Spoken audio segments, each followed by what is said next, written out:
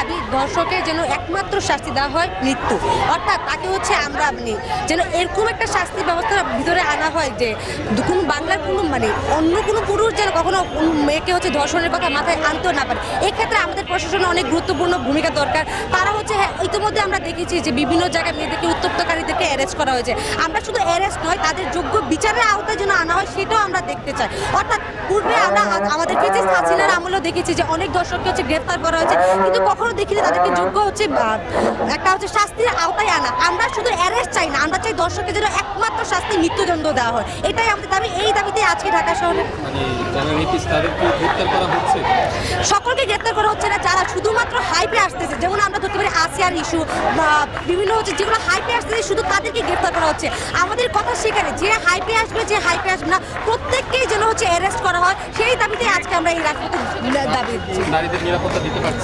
রাষ্ট্র নিরাপত্তা সম্পূর্ণভাবে দিতে পারছে না, কিন্তু চেষ্টা করছে। আমরা যেহেতু ইতিমধ্যে দেখেছি গতকাল এতজন রেপিস্টকে বা নারীদের উত্তক্তকারীদেরকে অ্যারেস্ট করা হচ্ছে, অর্থাৎ রাষ্ট্র চেষ্টা করছে, আরও চেষ্টা দরকার। নারীদের সম্পূর্ণ নিরাপত্তা দরকার আমাদের, শুধু রাষ্ট্র প্রশাসনই না, পারিবারিকভাবেও তাদেরকে সচেতনতা সৃষ্টি করা দরকার ধর্ষণের জন্য। যতদিন পর্যন্ত ধর্ষকদের একমাত্র শাস্তি মৃত্যুদণ্ড ঠিক করা না হবে প্রশাসন থেকে, ততদিন পর্যন্ত আমাদের এই আন্দোলন চলবে।